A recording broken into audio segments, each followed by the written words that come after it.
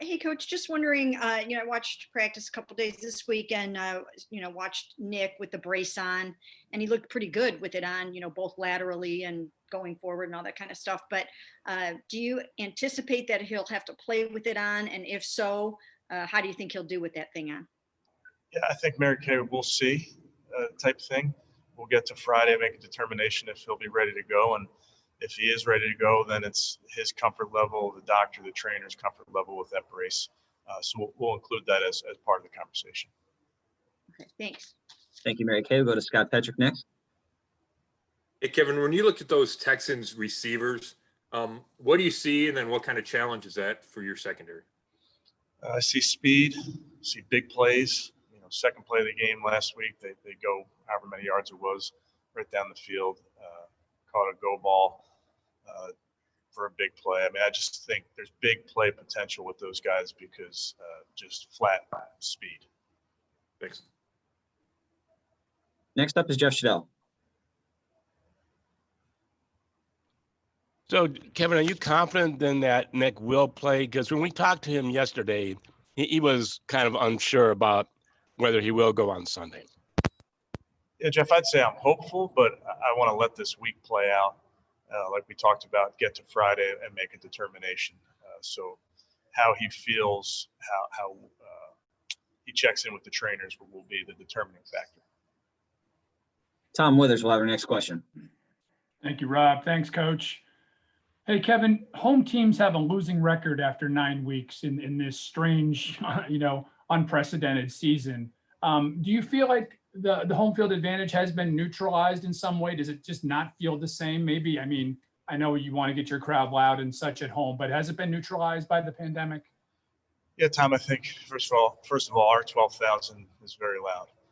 But I do understand with losing some of that crowd noise, that does take away a huge part of the advantage of playing at home. And, for instance, we haven't been on the silent count all year. Right. And typically when you're going into a loud stadium, you spend a lot of time on the silent count, mixing up the silent count. So we've stayed on the quarterback's voice all season. And now you have to mix up your cadence just the same on third down with the quarterback's voice. But I would say that's a very big part of that stat. Thank you. Thank you, Tom. We'll go back to Mary Kay Cabot. Yeah, Coach, in looking over the lineup of teams that the Texans have played, I'm guessing that you're not finding it very difficult to sort of tell your team that maybe their 2-6 record could be impacted by the teams that they've played. And also when you look at their defensive rankings against the run and overall, sort of maybe a similar vibe there. Yeah, without a doubt. I mean, look at their schedule and look at the teams that they've played. All really good football teams, likely playoff teams that we've played that we know are good. So we understand the challenge. I know that we get wrapped up in records, but we understand the challenge that we're going to face on Sunday, I think, versus a really good football team. Thank you. Thank you, Mary Kay. Marla Ridenour, you're up.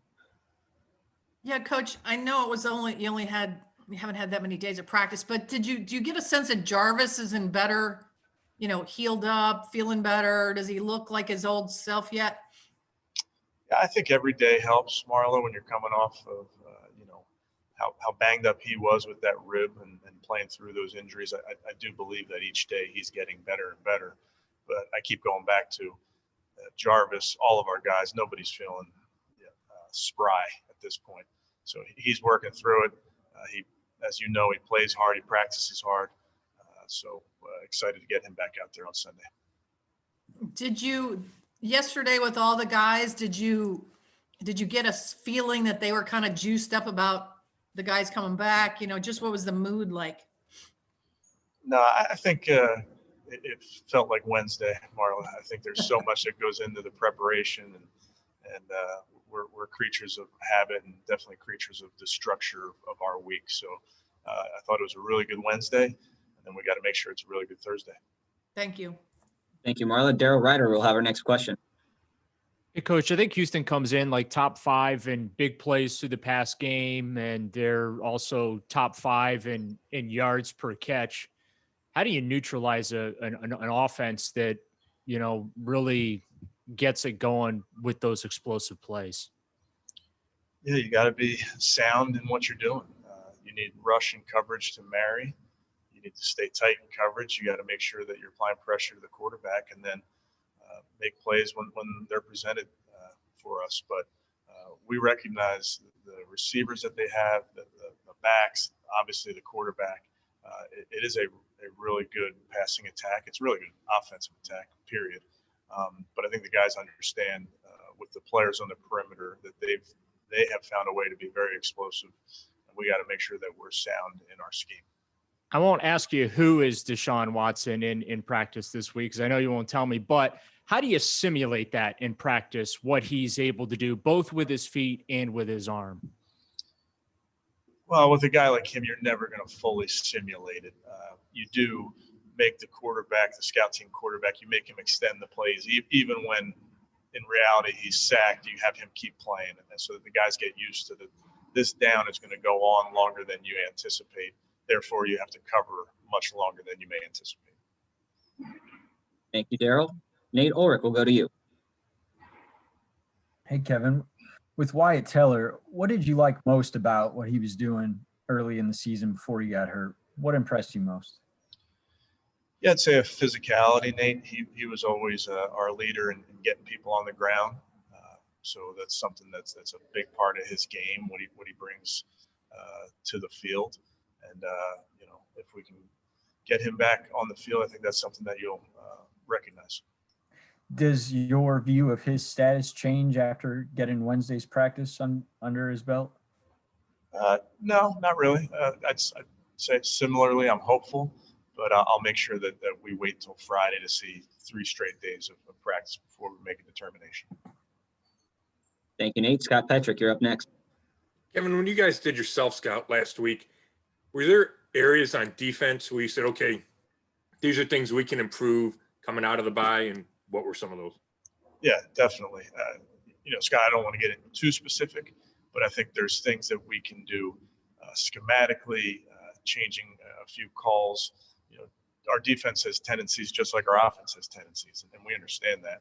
So looking at those, seeing what fits our guys, what coverages, what rushes fit our guys the best, that was a huge part of what we looked at.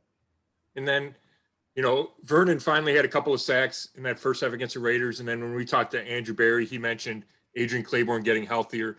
Do you think those two guys coming out of the bye can help Myles and help that pass rush in general? Yeah, without a doubt. We're counting on those guys, and they know that. Really, that the entire defensive line room, I think, is eager to make sure that they're doing their part. And seeing OB get a couple sacks last week was huge. We just got to keep progressing, keep coming on with that group. Thanks. Thank you, Scott. Our next question goes to Mary Kay Cabot.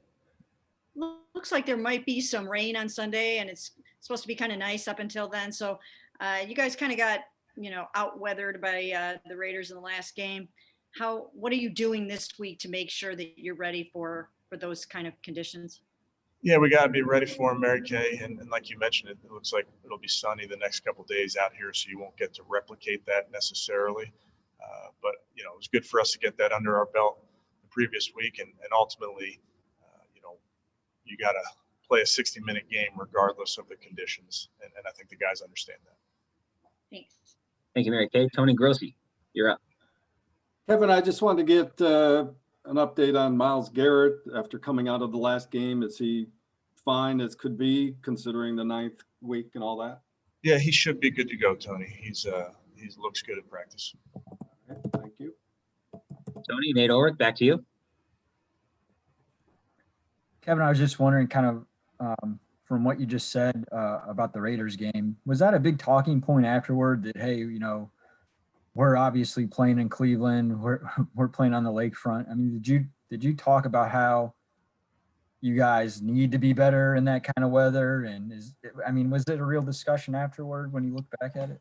Yeah, Nate, I think both prior and post game, the weather is a matter of fact. So you talk about it matter of factly. It is what it is. Guys have to accept it.